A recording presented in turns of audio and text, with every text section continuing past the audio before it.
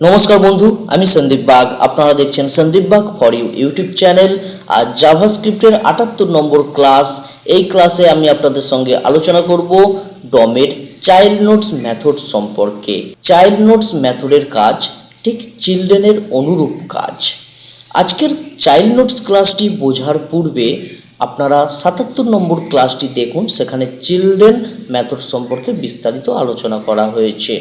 Child নোটসের কাজও ঠিক চিলড্রেনের মতো।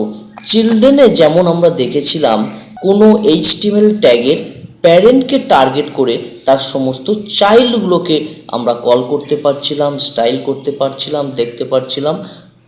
ঠিক চাইল্ড নোটসের ক্ষেত্রেও একই কাজ। আমরা চাইল্ড নোটস দ্বারা কোনো HTML ট্যাগের প্যারেন্ট কল করে বিভিন্ন চাইল্ডকে টার্গেট করতে পারবো। কিন্তু এখানে চাইল্ড নোটস ও চিলড্রেনের মধ্যে পার্থক্য আছে।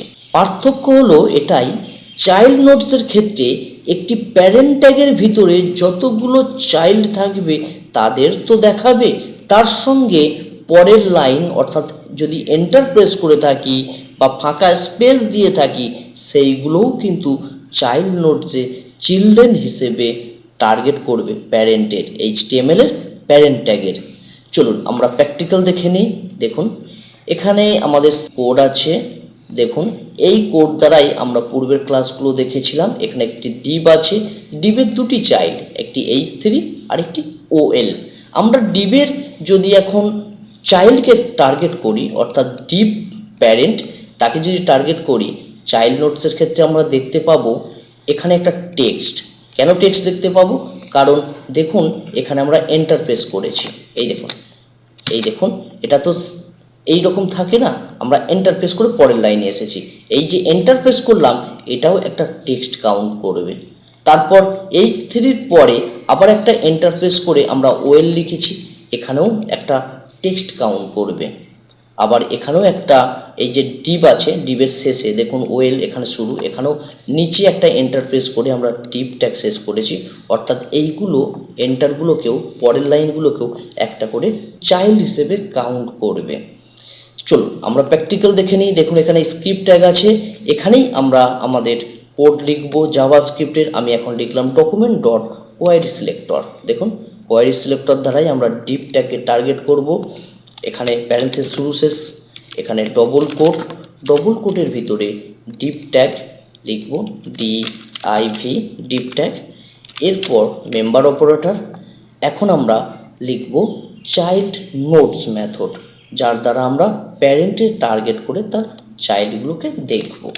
দেখুন CHILD চাইল্ড শব্দটি স্মল লেটারে লিখলাম, নোটসের NT বড় হাতে লিখলাম, তারপর স্মল NOTES হবে, সর্বশেষে একটা S লিখতে হবে, তা না হলে কোনো কাজ হবে না। দেখে নিই। এখন স্টেটমেন্ট বন্ধ করলাম। এখন এই চাইল্ড নোটস দ্বারা আমরা এই ডিভ ট্যাগের সমস্ত চাইল্ডকে টার্গেট করেছি বা কল করে নিয়েছি। এখন সেই সমস্ত ভ্যালু বা চাইল্ডগুলোকে আমরা একটি ভ্যারিয়েবলে স্টোর করাবো। তাই ডকুমেন্টের পূর্বে ভ্যার কিওয়ার্ড নিলাম আর এক্স ভ্যারিয়েবলের নাম ইকুয়াল টু দিলাম। এখন আমাদের এই ডিভ ট্যাগের সমস্ত চাইল্ড এক্স ভ্যারিয়েবলে স্টোর হয়ে আছে। এখন এক্স ভ্যারিয়েবলটি কনসোলে প্রিন্ট করাবো। CONSOLE console dot LOG log parenthesis শুরু শেষ, প্যারেন্থেসিসের ভিতর এই ভ্যারিয়েবলকে কল করালাম। এখন স্টেটমেন্ট বন্ধ করলাম, সেভ। এখন ফাইলটি ওপেন করব। ব্রাউজার ওপেন করলাম, এখানে দেখুন ফাইলটি ওপেন করাই আছে এবং আমরা কনসোলও ওপেন করে রেখেছি। দেখুন রিফ্রেশ করলাম, এই দেখুন রিফ্রেশ করার সঙ্গে সঙ্গেই আমাদের ডিভ ট্যাগের এখানে 5টি চাইল্ড দেখাচ্ছে, কিন্তু বাস্তবে তো এখানে দুটি চাইল্ড। দেখুন H3 আর OL দুটি চাইল্ড, কিন্তু 5টা চাইল্ড কেন দেখাচ্ছে? আমি পূর্বেই আলোচনা করলাম যে সমস্ত এন্টার বা পরের লাইনকে টেক্সট হিসেবে, যেমন এখানে একটি এন্টার প্রেস করা হয়েছে, এরপরে একটি এন্টার, তারপর দেখুন এরপরে এন্টার, অর্থাৎ 3টে এন্টারকে টেক্সট হিসেবে কাউন্ট করেছে। এই দেখুন টেক্সট টেক্সট, H3-র পূর্বে টেক্সট, H3-র পরের এন্টার প্রেস করা হয়েছে টেক্সট, তারপর OL-এর পরে টেক্সট। চলুন এটি ভালোভাবে বোঝার জন্য এখানে ক্লিক করলাম। দেখুন ক্লিক করার সঙ্গে সঙ্গে এখানে দেখুন প্রথমে টেক্সট, প্রথমে চাইল্ড কাউন্ট করা হয়েছে 0, এইগুলো ইন্ডেক্স, অ্যাডেড ইন্ডেক্স। জিরো, তারপরে দেখুন H3, তারপর দেখুন পুনরায় টেক্সট, তারপর দেখুন ওয়েল ট্যাগ, তারপর পুনরায় টেক্সট। এই টেক্সটগুলোর পাশে যদি আমি এখানে ক্লিক করি, দেখুন এখানে ডিটেলস আসছে, ডাটার জায়গায় দেখুন একটা ব্যাকস্ল্যাশ এবং এন আছে। এর অর্থ কি? প্রোগ্রামিংয়ে এর অর্থ হচ্ছে নতুন লাইন। যেমন এখানে দেখুন আমি নতুন লাইন নিয়েছি, ডিভের পরে আমরা একটা এন্টার প্রেস করে তারপরে H3 লিখেছি ট্যাগ, আবার H3-র পরে আবার একটা এন্টার প্রেস করে ওয়েল লিখেছি। এই এন্টারগুলোকে এখানে কাউন্ট করছি। দেখুন এই যে টেক্সটগুলো হচ্ছে নতুন লাইন। আশা করছি বুঝতে পেরেছেন। এই যদি আমি টেক্সটগুলো বা এন্টারগুলো পরের লাইনগুলো না রাখি, সেক্ষেত্রে কিন্তু টেক্সট কাউন্ট করবে না। দেখুন এখানে প্রথম ডিভের পর আমরা এখানে একটা এন্টার প্রেস করেছি, তারপর এই লাইনটি লিখেছি। আমি এখানে এন্টারটা বাদ দিলাম, অর্থাৎ একই লাইনে রাখলাম। দেখুন তাহলে কিন্তু প্রথমে টেক্সটটা নেবে না, দেখুন কাউন্ট করবে না। ফাইল সেভ করলাম, ব্রাউজার ওপেন। এই দেখুন এখানে যে টেক্সট প্রথমে কাউন্ট করছে, এই টেক্সটটিকে কাউন্ট করবে না, কারণ এন্টার বা পরের লাইনটিকে আমি স্পেসটিকে বাদ দিয়েছি, কেটে দিয়েছি। রিফ্রেশ করলাম, এই দেখুন সরাসরি H3 কাউন্ট করছে। এর পূর্বে যে একটি টেক্সট চাইল্ড ছিল এন্টার, সেটি আর কাউন্ট করছে না। এরপরে কিন্তু আছে। এরপরে কেন আছে দেখুন, এরপরে আমরা এন্টার প্রেস করে ওয়েল ট্যাগ লিখেছি, তাই আবার এখানে এন্টারকে টেক্সট হিসেবে কাউন্ট করছে। এইভাবেই চাইল্ড নোটস কাউন্ট করে। চিলড্রেনের ক্ষেত্রে কিন্তু আমরা এটি দেখছিলাম না। চিলড্রেনের ক্ষেত্রে আমাদের যতগুলো চাইল্ড ট্যাগ ছিল, সেই HTML এর ট্যাগগুলোই চাইল্ড হিসেবে দেখাচ্ছিল, কিন্তু চাইল্ড নোটসের ক্ষেত্রে আমাদের ফাঁকা স্পেস, পরের লাইন, এন্টার যা থাকবে সেগুলোকেও এক একটি চাইল্ড হিসেবে কাউন্ট করবে।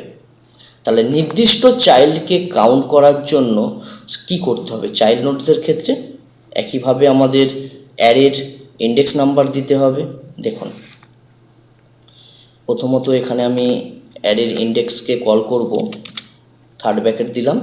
ব্রাউজারে ওপেন করে আমি দেখে নিই যে কত নম্বর ইন্ডেক্স নাম্বার আছে। এই দেখুন আমি যদি ওয়েলকে টার্গেট করি, তাহলে ওয়েলের ইন্ডেক্স কত আছে? 2, কারণ 2 এর পূর্বে একটি ফাঁকা লাইন আছে বা নতুন লাইন আছে, তাই সেটাকে টেক্সট কাউন্ট করেছে, তাই এখানে 2 ইন্ডেক্স নাম্বার। তাহলে এখানে আমি লিখে দেবো 2 লিখলাম। এখন সেভ করলাম, ব্রাউজার ওপেন, রিফ্রেশ করলাম। দেখুন এখন শুধুমাত্র ওয়েল ট্যাগকে দেখাচ্ছে। এই দেখুন ওয়েলকে দেখাচ্ছে, কারণ আমরা ওয়েলের ইন্ডেক্স নাম্বারকে কল করেছি। আশা করছি বুঝতে পেরেছেন।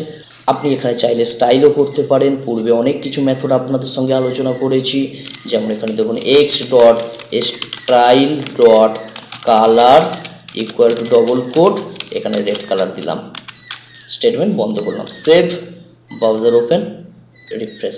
এই দেখুন ওয়েলের সঙ্গে স্টাইল অ্যাট্রিবিউটস অ্যাড হয়ে গিয়েছে এবং কালার রেড দেখাচ্ছে।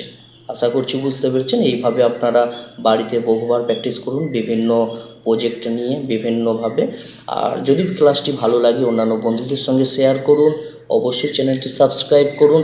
যে সমস্ত বন্ধুরা সাবস্ক্রাইব করেছেন আপনাদের অসংখ্য ধন্যবাদ।